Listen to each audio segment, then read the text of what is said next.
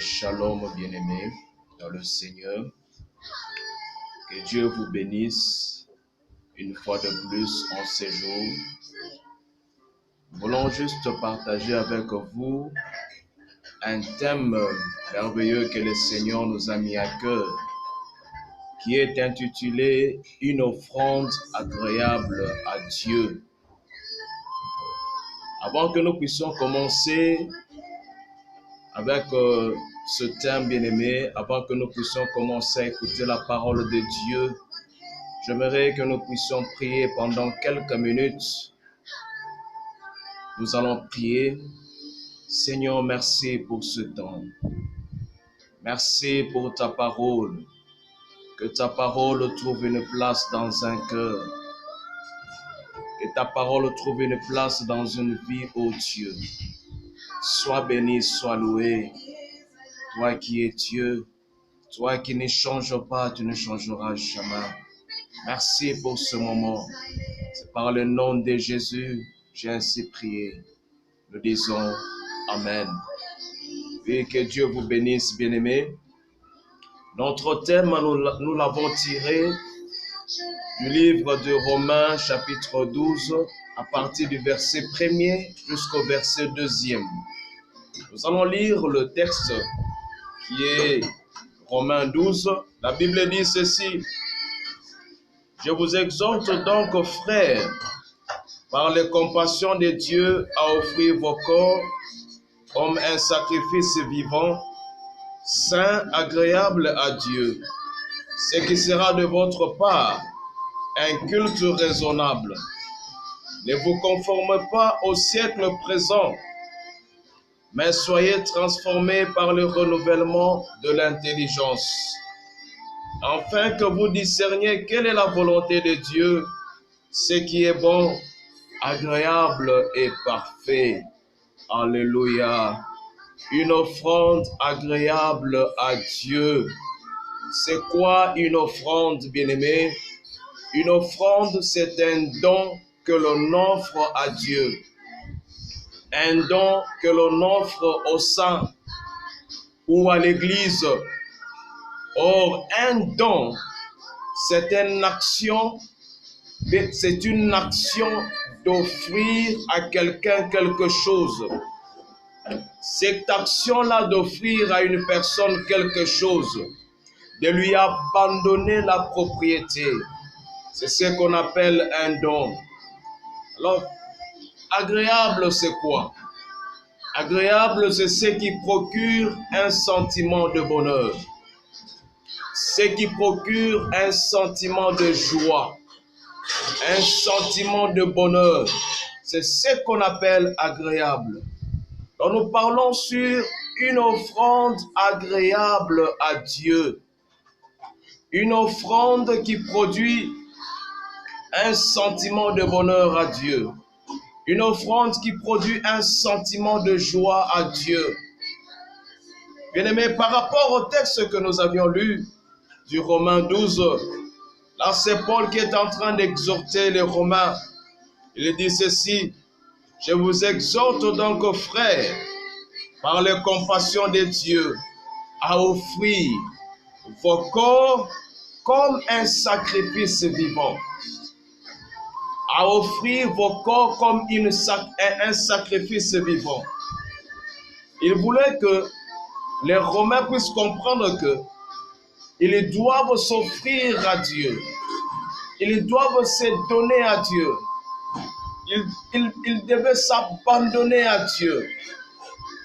Oui, bien-aimés, cela est le souhait de Dieu, que nous puissions nous abandonner à lui, que nous puissions nous recommander à lui, abandonner nos vies, abandonner nos pensées, abandonner nos corps, abandonner tout ce qui est à nous, que cela soit entre ce sentiment. Il aimerait que nous puissions lui abandonner tout ce qui nous appartient, qu'il soit au contrôle de tout, qu'il prenne le contrôle de tout, que rien ne puisse l'échapper, qu'il soit là au contrôle de ta vie, au contrôle de tout ce qui te concerne. Oui, bien-aimé, combien nous sommes prêts à nous abandonner à lui? Combien nous sommes prêts à nous recommander à lui abandonner tout ce qui nous appartient, à lui abandonner nos pensées, à lui abandonner nos corps. Combien nous sommes prêts à le faire? Parce que Dieu attend de nous cela. Il veut que nous puissions nous abandonner à lui comme une offrande agréable, comme une offrande de bonne odeur, comme une offrande qui produit un sentiment de bonheur, un sentiment de joie. Que toutes les fois qu'il aura à regarder ta vie, qu'il aura à nous regarder, qu'un sentiment de joie se produise dans son cœur. C'est pourquoi il pouvait dire ceci de David: l'homme selon mon cœur. Pourquoi? Parce que toutes les fois qu'il regardait la vie de David, toutes les fois qu'il voyait David, un sentiment de bonheur se produisait dans le cœur de Dieu. Bien-aimé, est-ce qu'aujourd'hui, si Dieu regarde ta vie, si Dieu te regarde, si Dieu jette un regard sur ta vie, est-ce qu'un sentiment de bonheur peut se produire en lui?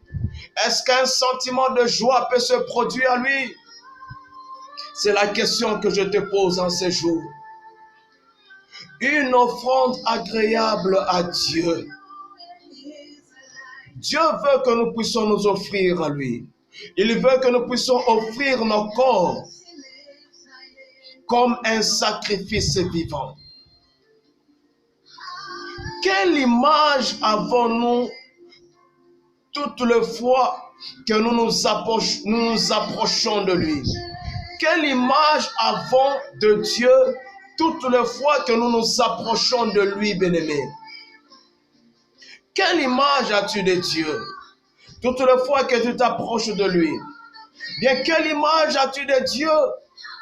Tu entends parler de lui, mais quelle image as-tu de lui, bien-aimé?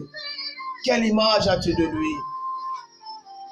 En Genèse, chapitre 22, si tu lis le texte, on nous parle d'Isaac et d'Abraham.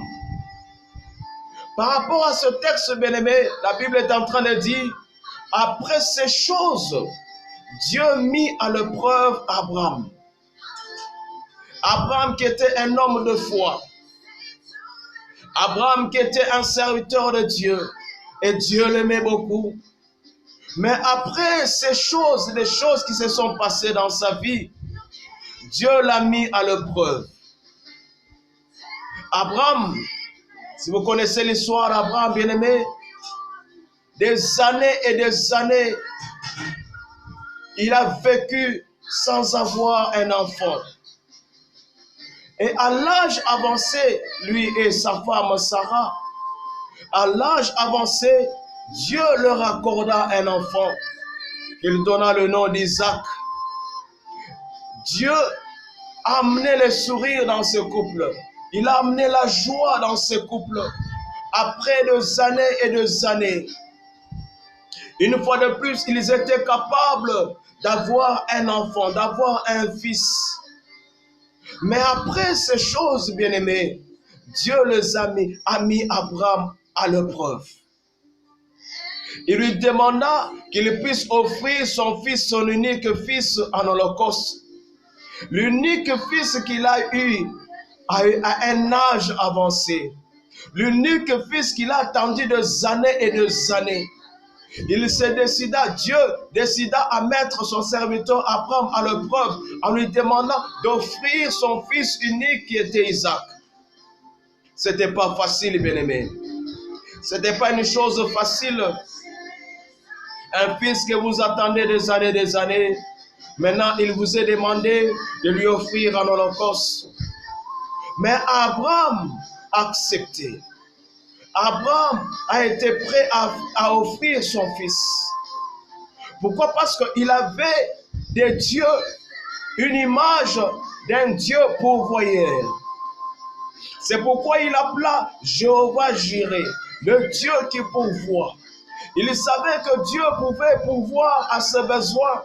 Même s'il a demandé son unique fils qui était Isaac, il peut pourvoir. Il peut lui donner encore d'autres fils. Et sur la montagne, lui et son fils Son fils a vu le bois, il a vu le feu. Il posa la question à son père, Père, voici le feu, voici le bois, mais maintenant, où est le bélier? Abraham répondit à son fils, Dieu sait pourvoir à lui-même.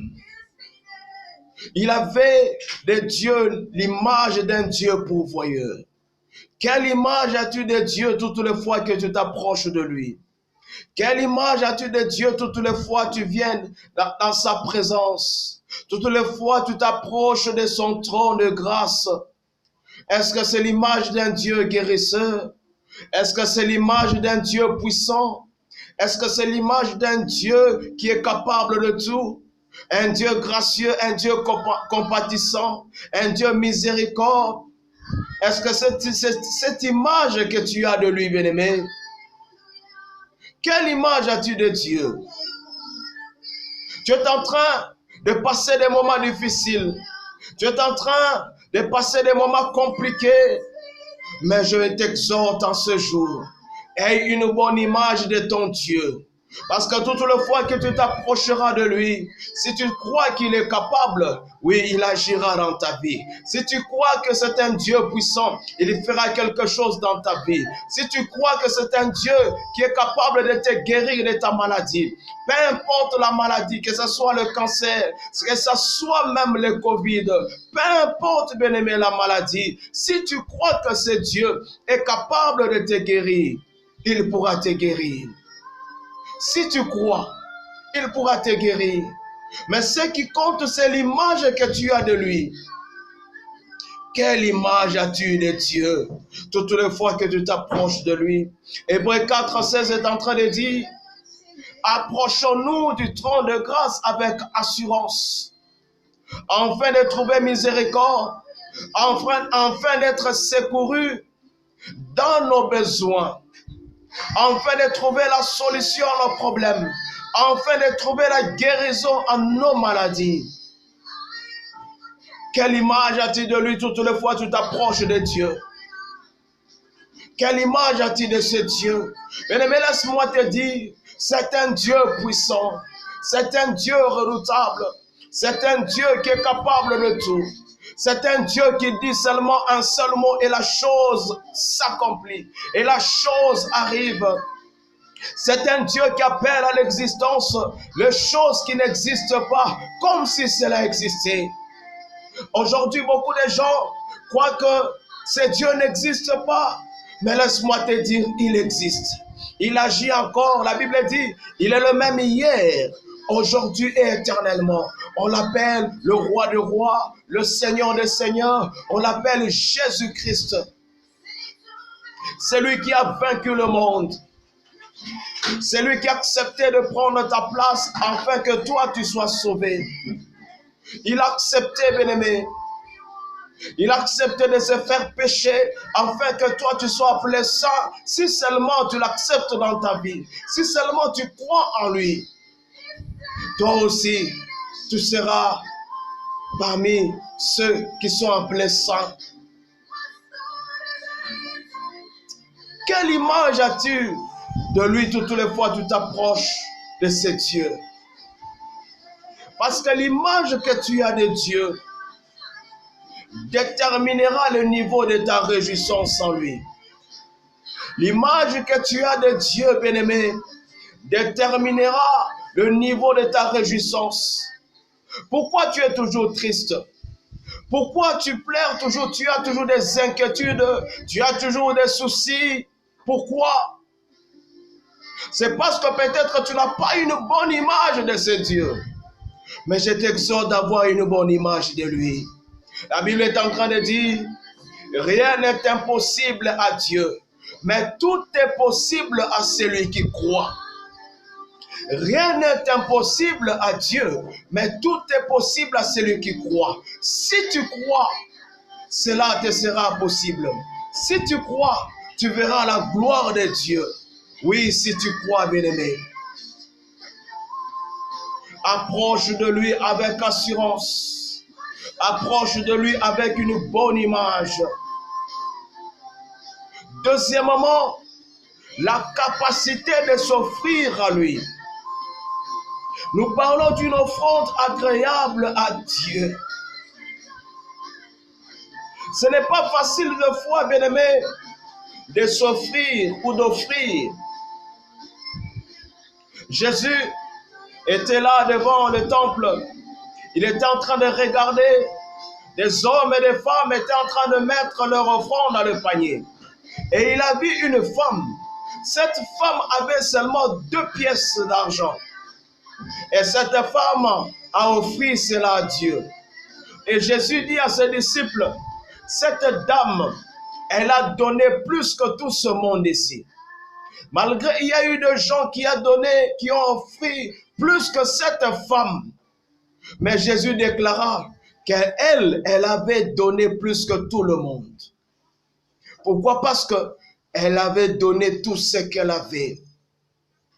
Elle a offert tout ce qu'elle avait. La capacité de s'offrir à Dieu. La capacité de s'abandonner à lui. La capacité de se donner à lui, bien-aimé. Nous avons besoin de cela. Tu as besoin de cela.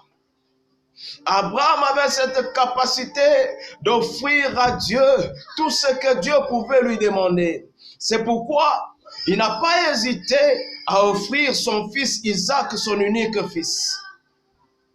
Combien d'entre nous, nous sommes prêts à nous abandonner à ce Dieu? Combien d'entre nous, nous sommes prêts à nous offrir à lui?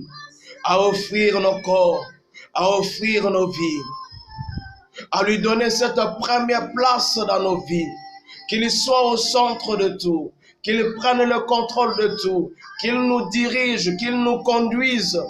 Combien d'entre nous, nous sommes prêts à le faire? Nous avons besoin de cette capacité. Romain est en train de dire, nous sommes toujours dans notre texte, le chapitre 12, le verset 1er. Je vous exhorte donc, frères, par les compassions de Dieu, à offrir vos corps comme un sacrifice vivant, saint, agréable à Dieu, ce qui sera de votre part un culte raisonnable. À offrir vos corps comme un sacrifice vivant. C'est quoi un sacrifice? Un sacrifice, c'est une privation que l'on s'impose ou qu'on accepte pour l'amour de Dieu. Une privation que l'on s'impose. Pourquoi imposer? Pourquoi une imposition? Bien-aimé, parce que il y a d'autres choses dans la vie qui demandent une imposition. Oui. Il y a des choses dans la vie qui demandent un sacrifice, qui demandent une imposition, qui demandent, il faut que vous vous imposez. Pourquoi? Parce que si vous ne vous imposez pas, des fois peut-être ce sera difficile que ces choses-là marchent. Soyons prêts, bien-aimés, à faire des sacrifices dans la vie. Soyons prêts des fois à nous imposer une discipline. Soyons prêts à nous imposer une rigueur. Soyons prêts à nous imposer, même si c'est difficile, même si c'est compliqué, mais nous devons être prêts à le faire. Nous devons être prêts, bien-aimés, parce que des fois, la vie n'est pas facile. Parce que des fois, la vie, bien-aimés, a ses réalités. Alors, il faut que nous soyons prêts à nous imposer une privation, un sacrifice dans notre vie. Vous voulez aller de l'avant, vous voulez réussir, vous voulez faire de grandes choses, des exploits, peut-être monter une société, une entreprise. Vous avez des projets, Mais si vous n'êtes pas prêt à vous imposer une privation dans votre vie, cela vous sera difficile des fois à faire ces choses ou à voir ces choses se réaliser dans votre vie. Vous voulez, bien-aimé, atteindre un objectif. Vous avez un projet, mais cela vous demande des moyens financiers. Mais qu'est-ce que vous faites maintenant là pour que vous puissiez réaliser le projet ou bien l'objectif que vous vous êtes fixé? Qu'est-ce que vous faites? Quel est le sacrifice que vous êtes en train de faire maintenant? Qu'est-ce que vous faites? Parce que vous avez besoin de moyens financiers. Mais vous devez déjà commencer à vous préparer à cela. Peut-être à épargner déjà quelque chose, afin que vous puissiez atteindre le montant que vous êtes en train de chercher. Vous avez un projet de mariage. Préparez-vous déjà à cela. Soyez prêts à vous imposer une discipline de prière, une discipline de protection. Soyez prêts à vous imposer cela, bien-aimés. Vous voulez faire de grandes choses, que ce soit dans le ministère. Vous voulez faire de grandes choses, que ce soit dans la vie sociale. Mais qu'est-ce que vous faites maintenant? Qu'est-ce que vous faites de votre temps? Comment employez-vous votre temps? Comment utilisez-vous votre temps? Est-ce que vous passez trop de temps à la télé? Vous passez trop de temps peut-être à des futilités. Vous passez trop de temps peut-être à bavarder. Qu'est-ce que vous faites maintenant? Qu'est-ce que vous faites maintenant, bien-aimés? Nous avons besoin de nous imposer une discipline. Nous avons besoin de cela, bien-aimés. De nous imposer une privation. Nous avons besoin. Nous avons besoin de cette capacité-là. Alors c'est ma prière en ce jour pour toi qui me suis. Que Dieu t'accorde cette capacité afin que tu sois en mesure de t'imposer une discipline de prière, une discipline de méditation, une discipline de lecture, une discipline dans les finances, une discipline dans ta marche relationnelle, ta vie chrétienne, une discipline, bien-aimée, dans tes affaires. Que Dieu t'accorde cette capacité-là. Oui, cette capacité à nous offrir à lui.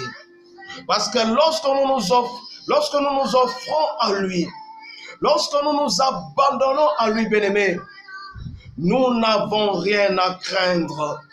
Parce que notre vie est entre ses sentiments. Parce que tout ce qui est en nous est entre ses sentiments. Il nous soutient. Il nous protège, il nous garde, il est avec nous partout nous pouvons être ou passer, il est là avec nous. Mais soyons prêts à nous offrir à lui, soyons prêts à nous abandonner à lui. Pourquoi? Parce que la qualité de notre offrande à Dieu détermine le niveau de notre capacité à nous offrir à lui. Retiens ça, bien-aimé. La qualité de ton offrande à Dieu détermine le niveau de ta capacité à s'offrir à lui. Tu peux lire le psaume 23. La Bible est en train de dire, l'Éternel est mon berger et je ne manquerai de rien. En fait, tout ce qui me manquait, c'est l'Éternel. Alors, comme il est mon berger, moi je ne manquerai de rien. Tu ne manqueras de rien parce que lui est ton berger. Et si seulement est ton berger, s'il n'est pas encore ton berger, bien-aimé, cela n'est pas trop tard. Aujourd'hui, il peut être aussi ton berger.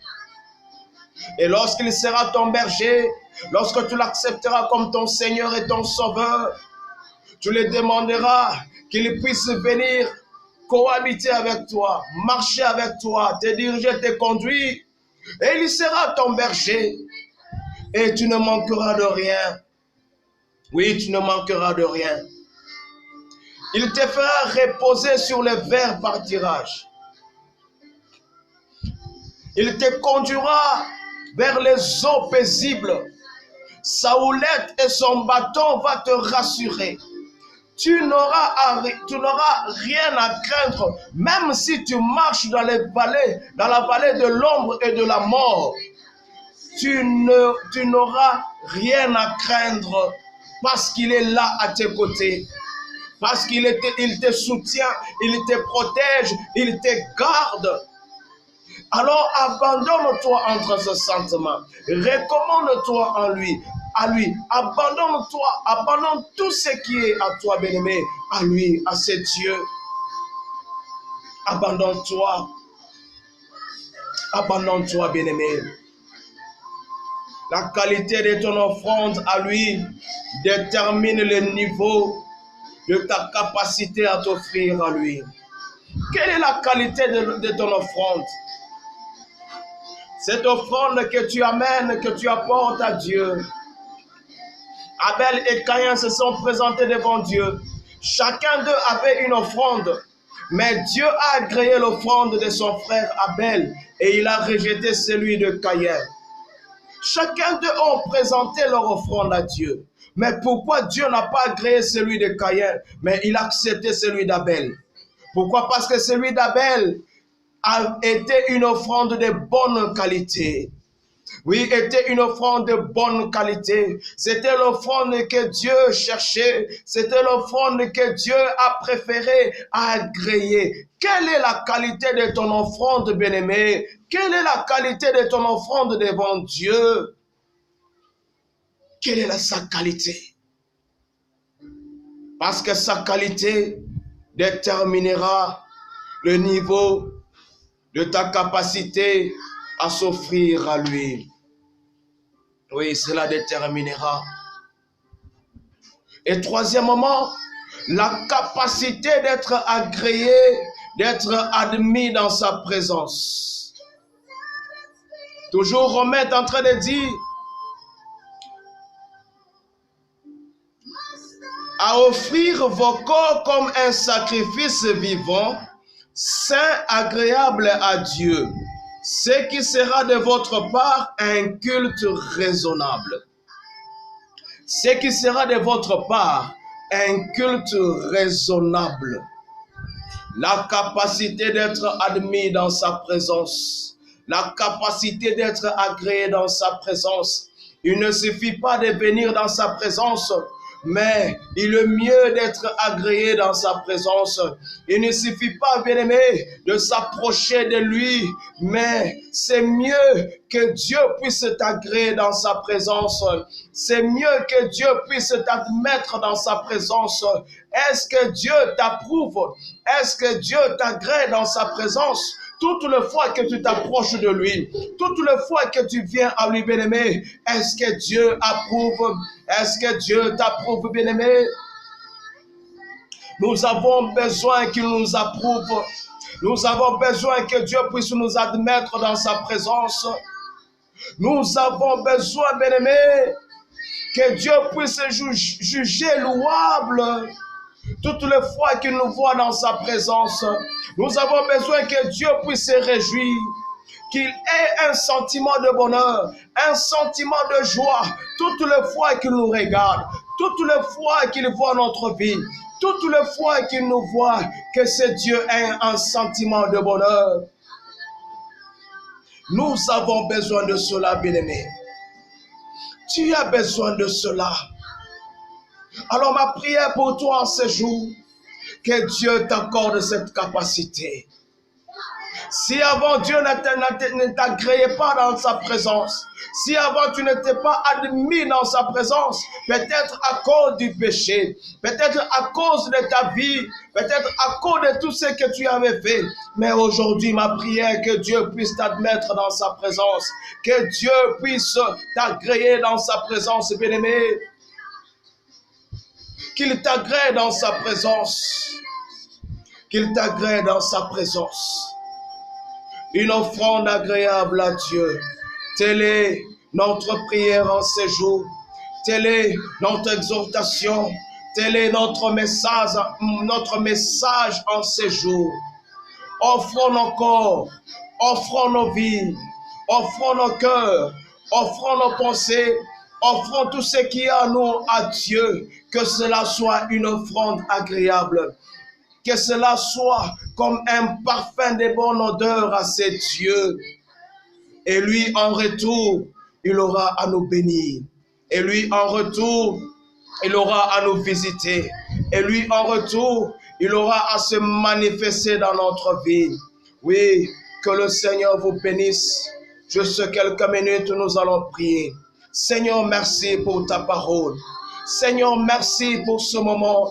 Seigneur, merci pour la vie de mon frère, de ma soeur, qui va me suivre, qui va suivre ce message. Merci à toi, le Dieu qui est bon. Merci à toi, le Dieu qui est merveilleux. Merci à toi, le Dieu qui est redoutable.